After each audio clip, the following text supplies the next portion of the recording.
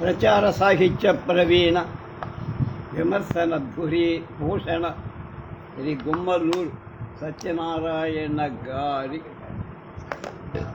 నా సహస్ర మాస జీవిత యాత్రా చరిత్ర 19వ భాగం 28/5/26 అనంతగిరి చేరి ఆయన ఏం చేశారో అని చెప్పాం కొంత. ఇప్పుడు నేను ఇక్కడ నిర్వహించిన పథకం ఏమిటంటే రైతుల పొలాలు తీసుకొని వాటికి కావాల్సిన ఎరువులు, నీటిపారుదల సౌకర్యాలు ఏర్పాటు చేసి ఆ పొలం సొంతదారుని వాడి కుటుంబ సభ్యులను పనిచేయటానికి నియమించి రోజు కూలీ కాంట్రాక్టర్ ద్వారా ఇప్పిస్తూ చివరకు సత్తువ చేయబడి భాగమైన ఎవరి పొలాలను వాళ్ళ కొండవారికి తిరిగి ఇచ్చేయడం ప్రధానం.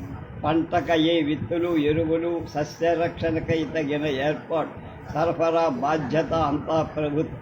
కూలీ ఖర్చులు, కూలీలను మేము కోరినట్టు తీసుకురావడం, పొలం పనులు మా అజమాయిషిలో చేయడం కాంట్రాక్టర్ బాధ్యత. ఆ కూరగాయలను వారి కూలికల లెక్కతో వారికి అప్పగించడం బాగుంది. వారికి చేరిన కూరలను మిలిటరీ వారి ధరల ప్రకారం కాంట్రాక్టర్కి చెల్లించేవాళ్ళం. నాకు ఎదురైన సమస్య, ముందుగా కష్టపడి పండించుకుంటున్న గిరిజనుల పొలాలు వారి నుండి మా అవసరాలకు తీసుకోవటమే మొట్టమొదట కష్టమైన. ఇంత చేస్తే అనంతగిరిలో 6 ఎకరాలకు మించి సాగు లేదు. 5-6 మైళ్ళలో అక్కడక్కడ చిన్న చిన్న పొలాలు కూడా మా పథకంలో చేర్చాం. సెప్టెంబర్ నెలాఖరి కూరలు కావలసిన కాయడం ప్రారంభించిన ప్రతిరోజు 1000 నుంచి 15 పౌండ్ల క్యాబేజీ, ముల్లంగి, బీటు దుంపలు వంటి కూరలు రోజు వచ్చే మిలిటరీ ట్రక్కు ద్వారా విశాఖకు పంపగలిగాను. ఒక క్యాబేజీ బుట్ట 10 నుంచి 12 పౌండ్ల బరువు. కానీ క్రమంగా ఈ ఫలసాయం తగ్గిపోవటం ప్రారంభించింది. క్యాలీఫ్లవర్ బాగా రాల, దుంప జాతులు పెద్దవి కాల, అంటే నేలలు లోతైనవి కావు. లోతుగా తవ్వి పశువుల ఎరువు వేసి తక్కువ చేద్దామంటే అక్కడ పశువుల ఎరుపు దొరకదు. ఈ భూముల్లో వేసిన సేంద్రియ పదార్థాన్ని చెవక పెట్టే సూక్ష్మ జీవరాశులు కూడా అక్కడ తక్కువ. ఈ విషయమై పరిశోధన జరగాలి. అలాగే సస్యరక్షణలో కూడా పరిశోధన అవసరం. ఏమంటే ఒకసారి తెల్లటి మేఘాలు రోజుకు 3-4 గంటలు నిలిచిపోతాయి. ఆ మర్నాటికి ఒక మడిలో బాగా ఎదిగిన ముల్లంగి మొక్కలని ఒక్కసారి మాడిపోయి ఉల్లిగడ్డలు 1-2 అంగుళాల వ్యాసం కంటే పెద్దవి కాదు. అవి కూడా త్వరగా కుళ్ళిపోవటం ప్రారంభించాయి. క్యాబేజీలో ఆకుల మధ్య లద్దె పురుగులు వచ్చాయి. కొన్ని బుట్టల మాదిరి మడుగు పొక్కరక వాటికి ఆకులు విడివిడిగా విండిపోతాయి. దాన్ని చూసి సన్నని దారంతో ఆకుల బుట్ట రూపంలో చిచ్చి కట్టే కొంత గుణం కనపడి. కూరగాయల సాగుకు ఇటువంటి పరిస్థితుల్లో విస్తృతంగా సాగు ప్రారంభిస్తే ప్రాథమికంగా ఎన్నో విషయాలపై పరిశోధన జరగాలి. కానీ అంతా యుద్ధ ప్రాతిపదికన జరిగింది కనుక అటువంటిది ఏం జరగల. అనంతగిరిలో మిలిటరీ వాళ్ళకే ఇంగ్లీషు కూరల సాగు పథకం నడుస్తూ ఉంటే దాని పర్యవేక్షణకై చిన్న పెద్ద అధికారులు వచ్చిన వారందరికీ ఆతిథ్యం ఇచ్చేది నేను. పెద్ద ఇబ్బంది పాలకై పడవలసి ఇబ్బంది పాల కోసం. ఒకసారి సర్ సొంఠి వెంకటరామమూర్తి గారు మద్రాసు ప్రభుత్వానికి సలహాదారుగా ఉండే. ఆయన 1944లో వారి ఒక 25 మంది పెద్ద అధికార బృందం వచ్చి విశాఖ కలెక్టర్ ద్వారా నాకు ఈ వర్తమానం ముందుగా రావడంతో వెంటనే విశాఖకి వచ్చి కావలసిన వస్తువులని కొని తెచ్చుకున్న గ్రామ నాయుడిని పిలిచి చుట్టుప్రక్కలున్న గ్రామాల నుండి పాలను తెప్పించే ఏర్పాటు చేశాను. 50-60 ఆవుల మందను తోలుకొని తెచ్చాడు. ఏం లాభం? వెతికితే 10 సేర్ల పాలైనా రాల. శృంగవరపు కోట నుండి కొన్ని పాలను ముందుగా తెప్పించి కాచి ఉంచారు. వచ్చిన అధికారులంతా శోభించారు. ఆ పరిస్థితిలో జరిగిన కార్యక్రమానికి ఆర్ఎస్పి రామమూర్తి గారు, వారి సోదరుడు దక్షిణామూర్తి గారు, కలెక్టర్, వ్యవసాయ శాఖాధికారి, ఇతరులు నన్ను విశేషంగా అభినందించారు. సహజంగా అక్కడే కొండలలో పెద్దవైన కర్పూర చెట్లను చూపి రెండాకుల తెంచి వాటి విరచి వాసన చూపి కమ్మని కర్పూర వాసన అనుభవించ.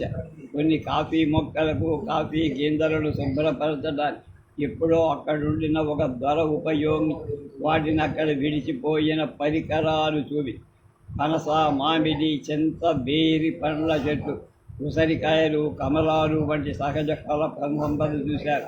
ముగ్ధులయ్యారు. అరకులోయ నగర నిర్మాణం.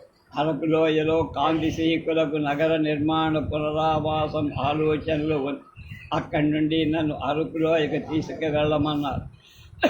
దాదాపు 8 మైళ్ళ పొడవు అనంతగిరి కంటే కొన్ని వందల అడుగుల పల్లంగా విశాలంగా ఉన్న అరకు లోయ చూశారు.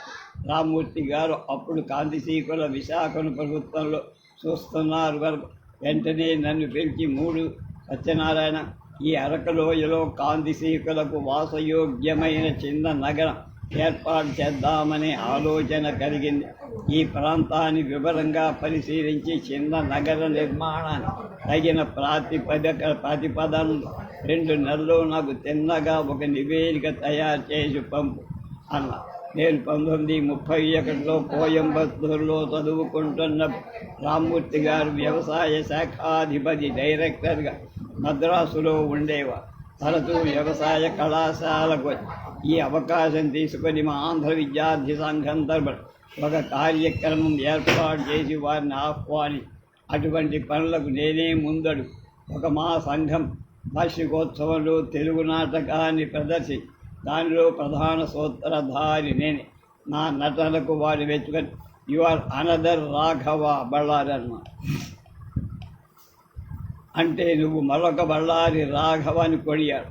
ఆ పరిచయాలు క్రమంగా నిలబెట్టుకుంటూ వచ్చి అరకులో నా పరిశీలన వారిచ్చిన సుగ్రీవాజ్ఞగా వహి నివేదిక తయారీలో నా దిగు. ఎక్కే కొండ దిగే కొండ ఎన్ని గ్రామాలు తిరిగానో తెలియదు. అందులో పాతాళ గడ్డ అని ఒక సెల ఏర్పాటు.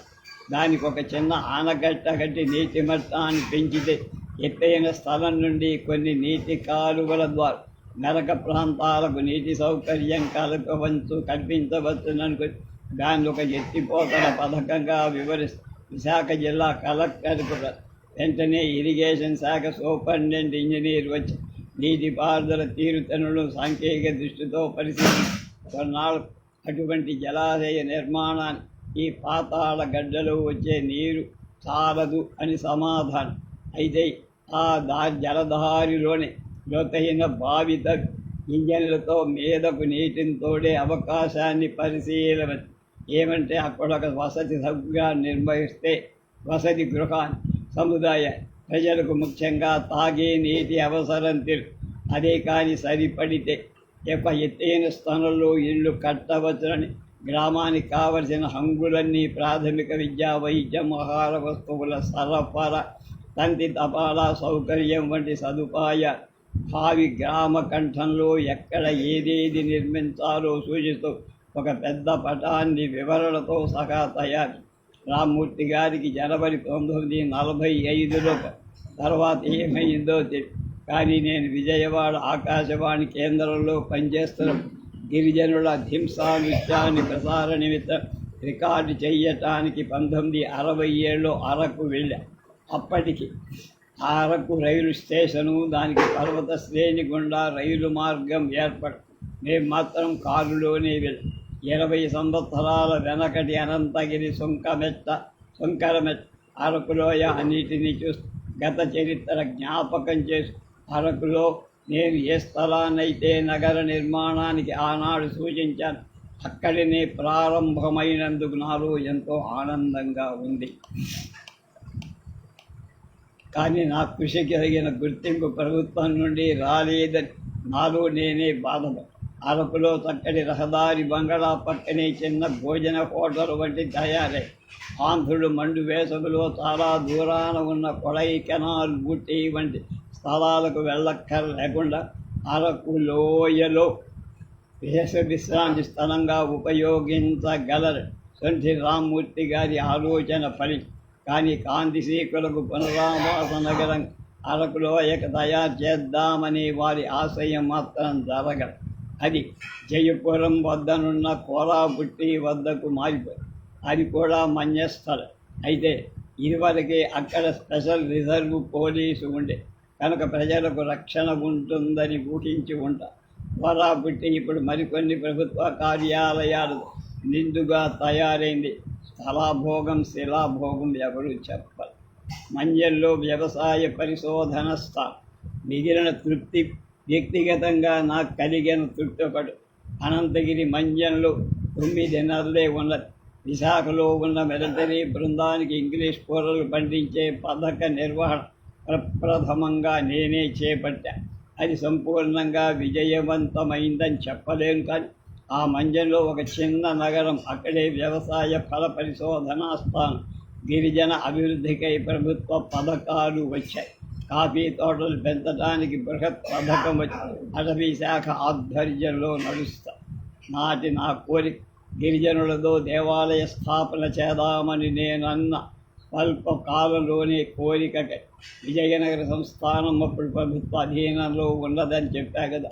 సబ్ కలెక్టర్గా ఉన్న అనంతరామన్ గారి ఆ విషయమై వారి అనుమతి కోరి ఆలయ నిర్మాణానికి కావలసిన కలప రాయి ఇవ్వమని ఉచితంగా అతను సహజంగా భక్తులు ఉదారుడైన వెంటనే అనుమతిస్తూ మీకు అవసరమైన మేర రాతిని కలపను తీసుకొని ఆలయ నిర్మాణానికి ఉపయోగించి, కానీ వాటిలో ఏమాత్రం కొండ దిగువన ప్రాంతాలకు తరలించడానికి వీల్లేదు. కృతార్థుడనైననుకున్న సామగ్రి దొరికింది, కానీ కట్టడానికి డబ్బు. శంకరమెట్టలో ఉన్న ఫారెస్ట్ రేంజరీతో ఆలోచి శంకరమెట్టగా సంత ప్రతి వారం వందలాది వ్యాపారస్తులు దిగువనున్న పట్నం నుండి వస్తుండ కొద్ది కొద్దిగా వారి నుండి ధన సహాయం పొందుదామని ఈ ఏర్పాట్లన్నీ నేనే అనంతగిరి వదిలి వెళ్ళే సమయాన్ని కొలిక్కి వచ్చి 57 ఏప్రిల్ 10, 12 తేదీలో నేను అరకు, మార్చ్ఖండ్, అనంతగిరి గ్రామాలను చూడటానికి పంచవర్ష ప్రణాళిక ప్రచార కార్యక్రమాలు కేంద్ర ప్రభుత్వ ఉద్యోగిగా అప్పటికే దేవాలయం రాల, కానీ పనులు సాఫీగా జరుగుతూ ఉంది. విజయవాడ ఆకాశ కేంద్రంలో పనిచేస్తూ విధి నిర్వహణకై నేను అనంతగిరికి 1967లో వెళ్ళేదని సంపూర్ణంగా ఏర్పడిన దేవాలయం చూసి ఆనాడు నాకు కలిగిన ఆనందం వర్ణనాది. బొర్రా గుహ శృంగవరపు కోట నుండి అనంతగిరికి వెళుతూ ఉన్న అనంతగిరికి 4-5 మైళ్ళు దూరంగా కొండ దిగి వెళ్తే బొర్రా గుహలు. ఆ కొండ దిగి ఎక్కి వెళ్ళటం నాకప్పుడు కష్టంగా ఉందని గ్రహించి ఆ గిరిజనులే ఒక డోలీ పట్టుకొచ్చి, అంటే మామూలు నొలక మంచాన్ని తెరగేసి, లేకపోతే మంచం పౌళ్ళు నేలకు తగులుతాయి, అందులో నన్ను కూర్చోబెట్టి 2 గిరిజనులు బొర్రా గుహకు తీసుకెళ్ళి ఆ గుహ లోపల ఎత్తైన స్థలంలో శివలింగం, ఆ గుహ ముఖద్వారంలో పెద్ద డోలు, దానిపై చిన్న కట్టెతో వాయించి శబ్దం చేస్తా. ఆ గుహలు ఏదైనా క్రూర జంతువు ఉంటే బయటకు రావాలని పూర్వం ఆ శివలింగాన్ని ధర్మరాజు ప్రతిష్ఠ చేశాడు. ఏ ధర్మరాజు? మనకు తెలిసిన భారత కథ అంతా ఉత్తరాదిలోనే జరిగి ఆ శివలింగంపై నిత్యము చుక్క చుక్కలుగా చల్లటి నీటి ఆ రాళ్ల నుండే జారి పడుతూ గుహ ద్వారం నుండి ఆ శివలింగ పీఠం దగ్గరకు వెళ్ళే వరకు పాదం మునిగేంత చల్లటి నీరు. దాని నుండి కాళ్ళను కడుక్కొని వెళ్ళినట్టే ఆ శివలింగం ఉన్న పీఠం దగ్గర నడుచుకొని వెళ్ళాలి. అక్కడ విధులతో కట్టిన గట్టి తడక వంటిది వంగి విరిగిపోకుండా ఏటవాలుగా అమర్చబడిన గట్టి దూలాలకు కట్టబడి దాని మీదుగా అవి మెట్లు మాదిరిగా పనిచేస్తాయి. 4-5 అడుగుల ఎత్తున శివలింగ పీఠాన్ని చేరుకొని పూజలు చేసి గిరిజన భక్తులు వస్తూ గోస్తని నది, ఈ గుహ పక్కనే గోస్తని నది ప్రవహిస్తుంది. విజయనగరానికి రైలుపై వెళుతున్నప్పుడు గోస్తని నదిపై వంతెన కూడా తగులుతుంది. ఆ నదిలో చిన్న చిన్న పాలరాతి మొక్కలు ఎక్కువగా దొరికినవి. ఆ నది పుట్టిన తోట అనంతగిరికి దగ్గరలోనే రాళ్ల గుట్ట ఉంది. ఒక బండరాతికి ఆవు శిరాలున్నట్టుగా పొడుచుకొని వచ్చిన రాళ్ల నుండి చుక్కలు చుక్కలుగా నీరు ఎప్పుడు వస్తుందో అది కలిసి నదిగా మారి ప్రవహి. దీన్నే గోస్థని అన్న. అటువంటి స్ఫటిక గోస్థానములు అమెరికాలోని కొన్ని గుహలలో 1979లో వెళ్ళినప్పుడు చూసి అక్కడ శివాలయాన్ని సందర్శి ఇక్కడి గిరిజనులు చేసే పూజలు భక్తి విశ్వాసాలు చూసిన తర్వాత 20 ఏళ్ల తర్వాత నా ఊహలు ఒక రూపం దాల్చి దేవళంగా విలసిల్లినటువంటి నేను ఆ స్థలాన్ని విడిచి వెళ్ళిన ఆ దైవ కార్యాన్ని సాధించిన అజ్ఞాత భక్తులకు మా కృతజ్ఞత తెలుపుకుంటూ గిరిజన మధ్య క్రైస్తవం వారి మత ప్రచార విషయంలో క్రైస్తవులు చూపుతున్న శ్రద్ధకు మనం జోహారు అర్పించాలి. మధ్య ప్రాంతంలోకి వెళ్ళటానికి మనం జంకుతాం. అటువంటిది ఒక విదేశీ మతస్థులు చొరవ చేసుకొని వారి మత ప్రచారమే ప్రధానంగా భావించి అనంతగిరి వద్దనున్న శంకర మెట్టలో విశాలమైన స్థలాన్ని ఎన్నుకొని అక్కడ ఒక చక్కటి క్రైస్తవ దేవాలయం చర్చి నిర్మించి దాని చుట్టూ గులాబీ మొక్కలు కోటన్స్ పెంచి అలంకారంగా దాని దగ్గరే ఉన్న ఊరిలో మత ప్రచారానికి పాస్టర్ ఒకడుంటాడు. అతడు హిందువుడే. క్రైస్తవ మత సంస్థ నుండి అతని డబ్బు వస్తువు దానితో ఆ చర్చిలోని ప్రార్థనలు పండగలు వగైరాలు ఏర్పాటు చేస్తూ అతని పట్ల గిరిజనులు కొంత గురుభావం. అయితే అతన్ని నాకు ఒకసారి విరోధం వచ్చి మత విషయంలో కాదు కానీ అనంతగిరిలో నా ప్రాణ భయస్సు ప్రారంభంలో నా వద్ద 2 గిరిజనులు ఉద్యోగంలో తీసుకున్నానని చెప్పా కదా. పని ఎక్కువై మరొకరిని కూడా తీసుకుని అది చూసి పాపం వాళ్ళిద్దరూ నా ఉద్యోగం ఇవ్వమన్నారు. ఒకరికి నా వద్ద ఉద్యోగం ఇవ్వమని 1-2 నెలలు ఆగు అవకాశం ఇస్తా. మా ఇద్దరి మధ్య ఈ సంభాషణ జరిగిన కొన్నాళ్ళకు నా వద్ద పనిచేస్తున్న నౌకరు అర్జునుడనేవాడు ఒకరోజు నాతో రహస్యంగా, బాబు ఎక్కడికి వెళ్ళినా నేను సన్యాసో ఎవరో ఒకరు మీ వద్ద లేకపోతే వెళ్ళొద్దన్న. రెండవ నౌకరు పేరు సన్యాసి. వాడి కారణం అడిగాన్నారు. మా కొండవాళ్ళు భూములను మీరు తీసుకొని గవర్నమెంట్కి ఇచ్చేస్తున్నారని. చివరికి మేము సొంత భూములు లేని కూలీలమై బతకాలి. దీనికి మీరే కారణం కనుక ఈ బాబుని ఇక్కడ లేకుండా తీసేయాలి అని పాస్టర్ బాబు ఇద్దరు మా వాళ్లతో చెప్పారు. ఆ సంగతి నాకు తెలుసు. మా వాళ్లలో కొందరు మూర్ఖులు ఏముంది, ఇంత జీలుగవు కళ్ళు పట్టించి 4 రూపాయలు చేతిలో పెడితే ఏ పనైనా చేస్తారు. అందుకని జాగ్రత్తగా ఉండమని మీకు చెబుతున్నా. రేపు దగ్గరుంటే వాళ్ళు రాలేరు. జిల్లా కలెక్టర్ ప్రతిపాదన. ఈ సంగతి వెంటనే వ్రాసి రహస్యంగా విశాఖ కలెక్టర్కు ఈ మిలిటరీకి సంబంధించిన మా పథకాన్ని అతడి సర్వాధిక వ్యవసాయ శాఖ కాదు. మా జాబు అందిన తక్షణం విశాఖ వచ్చింది అతన్ని కలుసుకోమని మర్నాటి మిలిటరీ ట్రక్ ద్వారా కలెక్టర్కు నాకు కబురు.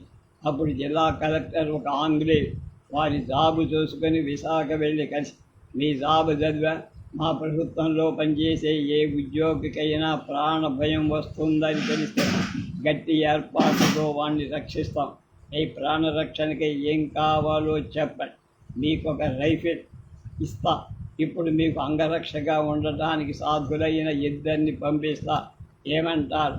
అయ్యా, ఇప్పుడు మీరు ఇస్తానన్న సదుపాయంతో నేను అనంతగిరికి వెళ్తే అది మన్యంలో ఒక తిరుగుబాటు కారణం కావచ్చు. మన పథకం యొక్క వివరాలు గిరిజనులకు మనం ఇయ్యనున్నటువంటి లాభాలు వారు సరిగా అర్థం చేసుకోవాలి కనుక వారినందరినీ సమావేశపరిచి వివరాలు చెప్పి చూస్తారు. అప్పటికీ పరిస్థితి అనుకూలంగా లేకపోతే మీకు మళ్ళీ చెప్తా ఆలోచన. కలెక్టర్ అయితే నన్ను ఇప్పుడేం చేయమంటారన్నారు. మీరు నాకు ఒక 500 రూపాయలు మంజూరు చేసి గిరిజనుల మహాసభ ఏర్పాటు చేసి వారికి చిన్న విందు చేసి వారిలో పలుకుబడి ఉన్న నాయకులు కొందరిని సత్కరిస్తాం. కలెక్టర్ ఇదొక ఉపాయమైన అహింసా సిద్ధాంతమా? సరే, మీరు కోరిన డబ్బిస్తా. అయితే మీరు సాధారణ దుస్తు వేసుకొని అంగరక్షకుడిగా ఉండే ఒకరిని అందాక పంపుతా. ఇంకా ఏం కావాల్సి వచ్చినా నన్ను అడగటానికి వెనుకాడొద్దని. వారిచ్చిన డబ్బుతో విందుకయ్యి గిరిజనుల సత్కారానికి కావలసిన అన్నిటినీ కొని మర్నాడు అనంతగిరి వచ్చిన వెంటనే అనంతరి గ్రామ వాడు